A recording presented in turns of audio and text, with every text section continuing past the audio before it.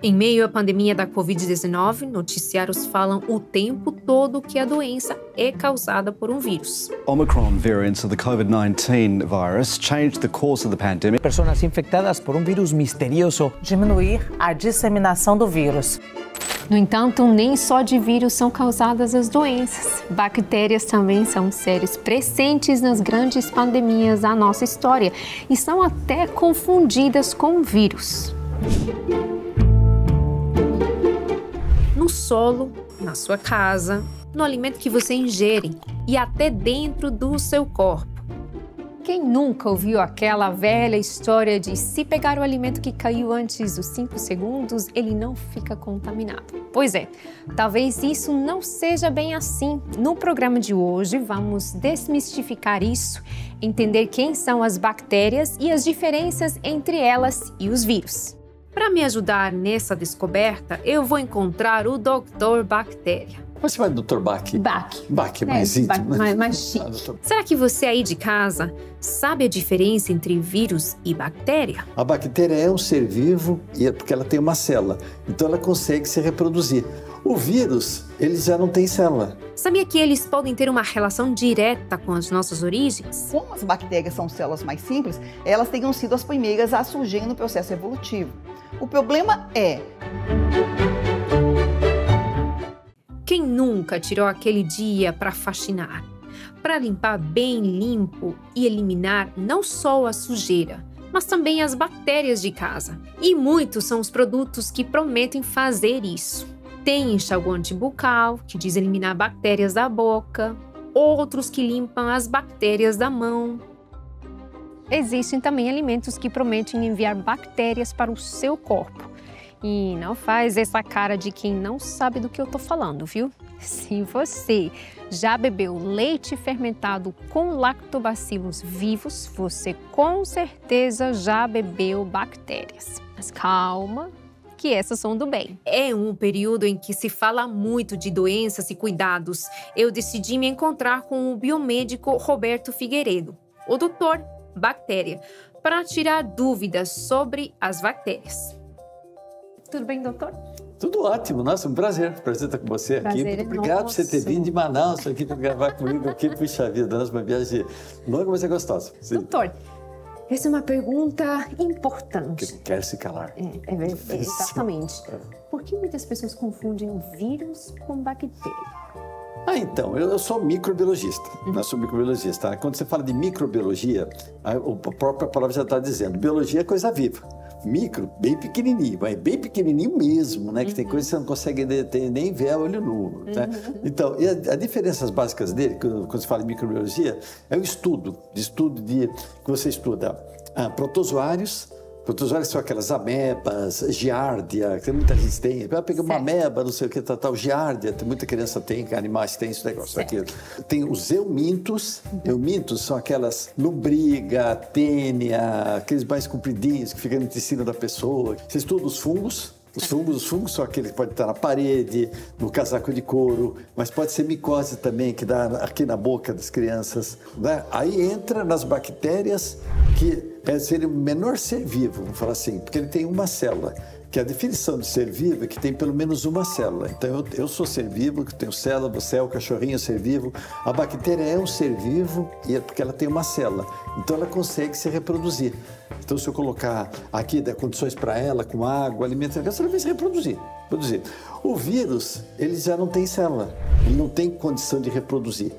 Se eu botar um vírus aqui, tá, ele é ativo, mas daqui a pouquinho ele está inativo, porque ele não vai aumentar o número, porque ele não reproduz. Bactérias já não, se dá condições, ele vai multiplicando, pode passar para outros, pode multiplicar numa esponja, no celular, no escova de dentes.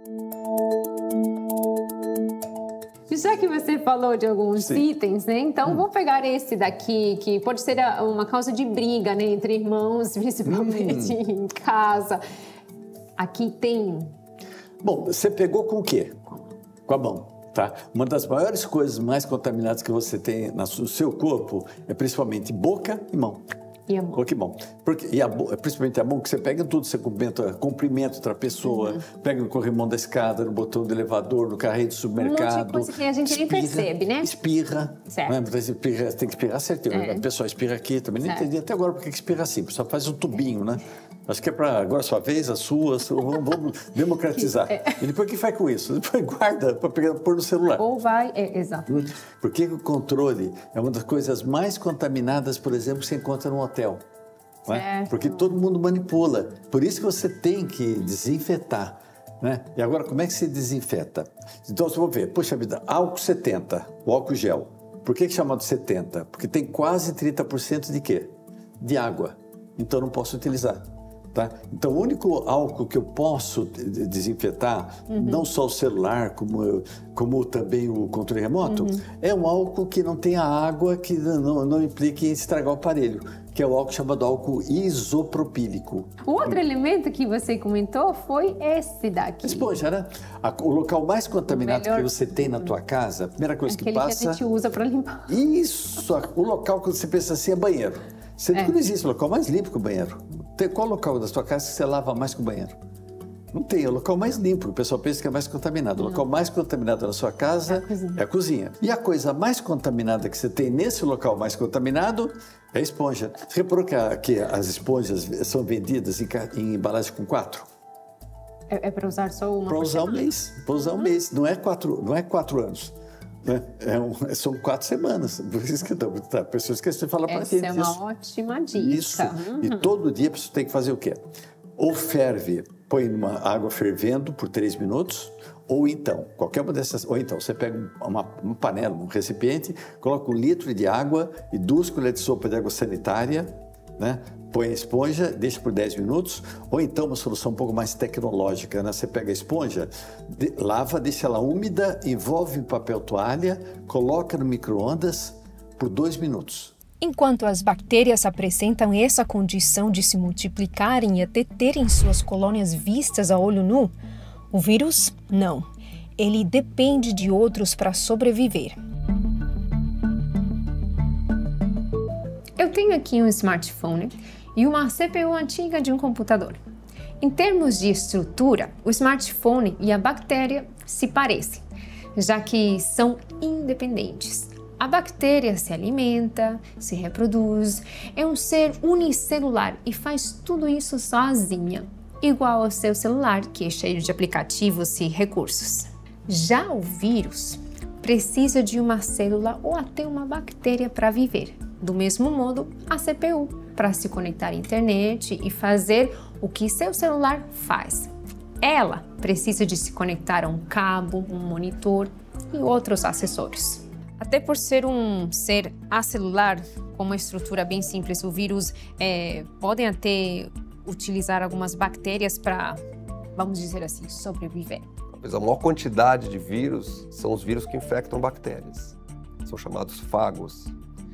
Muito comum. Agora, o vírus que infecta a bactéria não é o vírus que infecta o homem. É claro que você pode ter uma bactéria no nosso trato digestivo que dentro dela tem um vírus. Então, o vírus, no final, está dentro da gente. Mas o hospedeiro dele é a bactéria, não somos nós. Então, é um pouco diferente. Então, bactérias têm vírus, assim como plantas e etc. Mas os vírus humanos são os vírus que infectam as células humanas.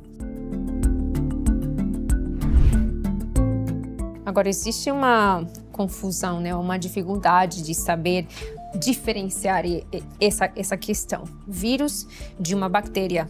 Agora, em tempos que a gente discute bastante essa importância da ciência, isso mostra pra gente meio que um atraso no ensino?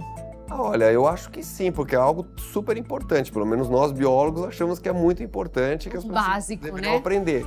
Uma coisa que diferencia, como você falou, é o tamanho, quer dizer, que é uma coisa tão óbvia, né? O tamanho das coisas, né? Uma criança já aprende. Então, o vírus é muitas vezes menor do que uma bactéria. O genoma de uma bactéria tem 1 milhão de bases, um tamanho médio, 1 a 10 milhões de bases. Os maiores vírus, tipo herpes, que é um vírus muito grande, tem 250 mil bases, mas o corona tem 28 mil. Então, 28 mil letrinhas, né? enquanto que uma bactéria tem no mínimo 1 milhão, mas em geral 10 milhões de letrinhas. Então o genoma é muito mais complexo, muito maior, e o ciclo de vida, como eu te falei, a bactéria, né, ela própria é capaz de replicar, mas o tamanho é uma coisa meio óbvia. Agora, falando, né, dessas bactérias, sim, quais são as mais comuns, aquelas que estão em contato constante com a gente? Essa pergunta foi maravilhosa, está aqui. Gente, a gente precisa de bactéria. Você vai partir do princípio que 75% do nosso corpo é água, tá? Qual é a definição de ser humano? Nós somos uma caixa d'água contaminada que anda. Nós somos uma caixa d'água contaminada que anda. Mas essas bactérias, elas nos protegem contra bactérias que dão doença, que são aquelas chamadas patogênicas, que dão doença. Né? Você considera o teu corpo como se fosse um ônibus, e as bactérias que estão lá como policiais. Tá? Então, o ônibus cheio de policial, um bandido não entra. Não tem espaço para... Não tem espaço para o bandido. Agora, por isso que o antibiótico, ele é terrível. Você só tem que tomar numa condição obrigatória. Por quê? O antibiótico não mata as bactérias que estão fazendo mal para você só. Mata todas as sensíveis.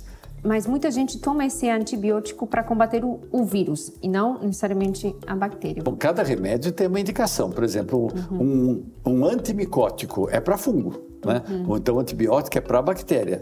Para o vírus, né? Pouquíssimos deles têm alguma medicação que aumenta a resistência do seu organismo e faz com que haja o quê? Alguma luta do seu organismo contra esse germe. Mas não existe. O antibiótico, ele age direto sobre a bactéria.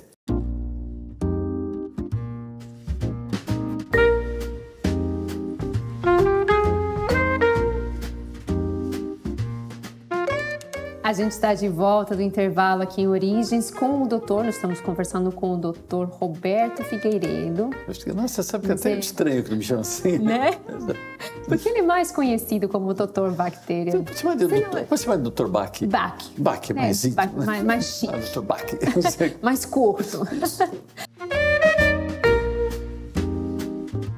Agora, no começo da nossa conversa, estávamos falando de alguns itens bem conhecidos em casa, né, que podemos ter, onde também tem bactérias.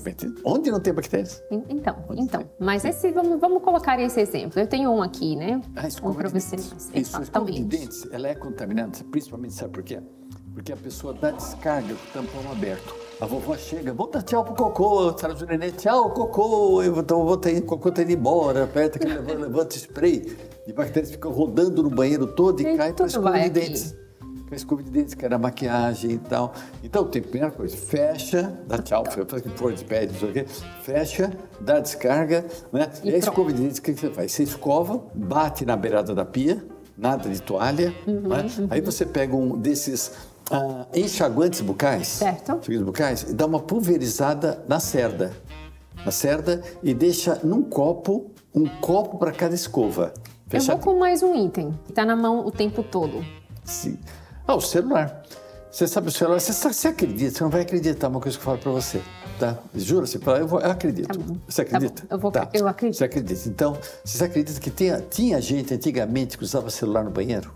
Tinha, né? Olha que loucura. Tinha. Você ficou chocada, né? Sim. Isso. A pessoa ainda pegava o celular, depois guardava o celular, lavava a mão, pegava o celular e ia embora. Quer dizer, para que lavar a mão? O celular está altamente contaminado.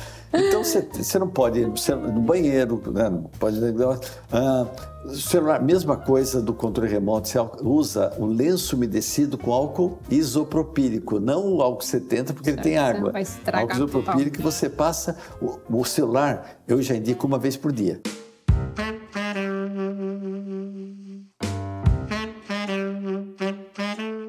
Existe... aquela regra, vamos dizer assim. Caiu alguma coisinha no chão? Essa regra de 3 segundos? 5 segundos. Ou 5, 3, aquelas que, tipo, ou caiu. Não, mas pelo menos de... Você sabe que isso realmente é verdade. Sabe o que é verdade? Porque a bactéria, ela nasce com um cronômetro na mão. Sabe? E as outras respeitam, que ela puxa o cronômetro do bolsinho, que ela tem, a bactéria tem um bolsinho, que ela puxa o cronômetro. Na hora que o alimento cai, ela começa 5, 4, 3, e as outras bactérias ficam com as patinhas assim. E aí, chefe, calma, tá no 4 segundos. Falta 2. Não existe, caiu no chão, tá contaminado. contaminadas. As bactérias não contam, a bactéria não tem cronômetro. Como se fosse de bomba, né? Presentes em quase todos os ambientes da casa. A depender da bactéria, podemos ficar doentes. Uma das maiores pandemias de todos os tempos, a peste bubônica, foi causada por uma bactéria. Além de vacinas, uma das formas a vencer bactérias é utilizando antibióticos. No entanto, algumas bactérias podem se tornar resistentes. A OMS, por exemplo, fala em mais de 700 mil mortes por ano por causa de infecções de bactérias resistentes a antibióticos. Para os cientistas, isso também é um sinal claro do funcionamento da teoria da evolução. Se você não tivesse um antibiótico, a mutação para a bactéria resistente sempre existiu. O pessoal isolou... tem bactérias que são isoladas desde o século 1900 e alguma coisa. Quando eles começaram a descobrir a resistência bacteriana à droga, eles começaram a pegar essas bactérias que foram isoladas há 300 anos atrás e descobriram que tinha bactéria resistente a antibiótico. Só que naquela época não existia antibiótico, mas as mutações já existiam. Só que elas passavam despercebidas, por quê? Porque elas não tinham seleção. Quando você põe um antibiótico, você mata as normais. E aí só ficam as que são resistentes. Aí você faz o processo de seleção, né? Que é a seleção natural. Então, seleção natural, tem muita gente que tem medo dela, criacionista. Nossa, a seleção é coisa de evolução. É um processo normal da natureza e que não é tão poderoso como a teoria da evolução às vezes coloca. Tipo, mutação e seleção vai surgir novas espécies, novos organismos. Não é bem assim. Ela tem poder, o poder dela é mais limitado, mas ela consegue eliminar organismos que estão mal adaptados ou selecionar aqueles que estão melhor adaptados para o meio ambiente. E essa seleção acontece em qualquer tipo de organismo. Em bactéria é mais fácil de ver por causa daquilo que eu já comentei, que elas se reproduzem mais rapidamente. Mas em qualquer organismo a seleção natural ou artificial pode atuar. Então hoje o homem faz seleção artificial, né? Por exemplo, as raças de cachorro que a gente tem hoje foram feitas por seleção artificial. Cruzamentos, né? Favorecendo aqueles que eu quero mais. As bactérias realmente elas são células mais simples do que as nossas células, que são chamadas de eucariotas. Porque a nossa célula, ela tem uma série de estruturas que são organelas e os cromossomos da gente também são mais complexos. As bactérias, além de serem células menores, elas têm só um cromossomo, que é uma molécula única de DNA, mais simples, e elas não têm organelas, que são as partes pequenininhas da célula que fazem alguns papéis. Executam as funções das outras células eucariotas, só que num compartimento só, que é dentro da célula, sem organelas específicas. Então, para a teoria da evolução, como as bactérias são células mais simples, elas teriam sido as primeiras a surgirem no processo evolutivo. O problema é que mesmo que uma bactéria possa ser considerada mais simples que uma célula eucariota, ela ainda é extremamente complexa de um ponto de vista evolutivo, para você imaginar a origem dessa informação. Então, uma bactéria teria pelo menos, só para citar um exemplo, cerca de 4.000 genes que esses genes eles vão exercer funções para produzir proteínas essenciais para a bactéria. E esses genes são informação genética, então de onde veio essa informação? É difícil para a gente explicar. É lógico que uma célula eucariota tem muito mais que isso, então é mais complicado ainda. Mas a bactéria, embora seja uma entidade mais simples, ainda é bastante complexa.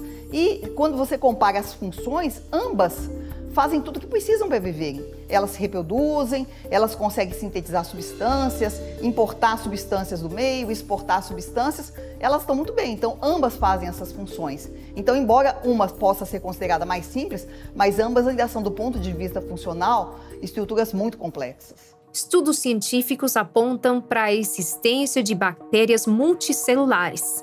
Se isso realmente for verdade, a teoria de que seres unicelulares geraram multicelulares explica o surgimento da vida e sua evolução até seres mais complexos, como plantas, animais e até seres humanos. No entanto, um experimento recente feito no laboratório de Richard Lenski pode ter mostrado justamente o contrário.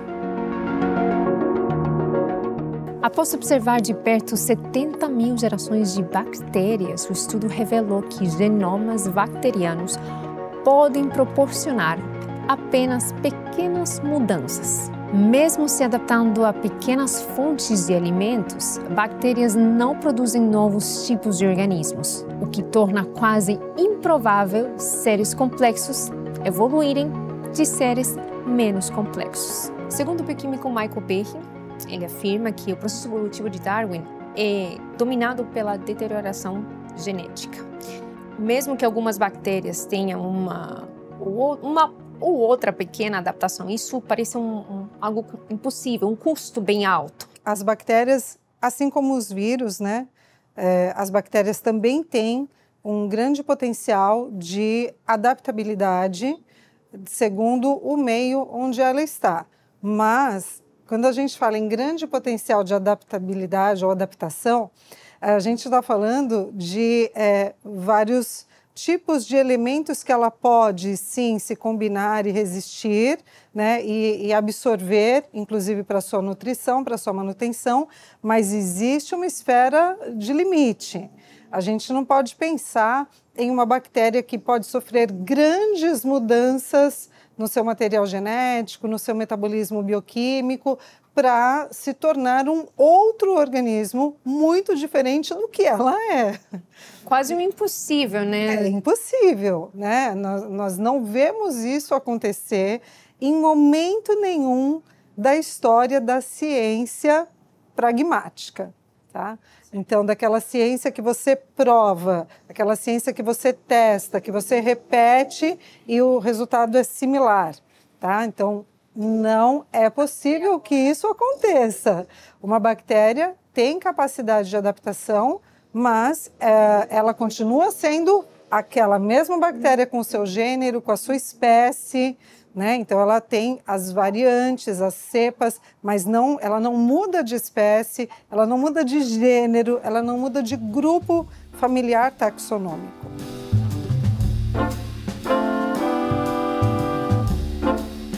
Dr. Bach, aprendimos muitas coisas, querida. viu? Nossa, Muitas coisas, viu? Esse programa, né, é muito importante, né? Que os vírus, bactérias vão estar sempre com a gente, né? Principalmente essas bactérias do mal. Tem que aprender a conviver com eles. Doutor, como que a gente pode ver constantemente as suas dicas nas suas redes sociais, né? Isso, nós temos o Instagram, o YouTube e o TikTok. Agora eu estou no TikTok, mas eu não sei dançar, não sei dançar, é só informação. A mesma coisa dos três, é Dr. Bactéria Oficial. E já aproveita para seguir a nossa rede social também e ver nossos vídeos na internet. Porque se o programa de hoje serviu de grande aprendizado, o da semana que vem tá imperdível. Está gostando da temporada? Temos alguns outros vídeos aqui que acho que você vai gostar. E se você está sempre em busca de conhecimento, confira os cursos do link na descrição do vídeo.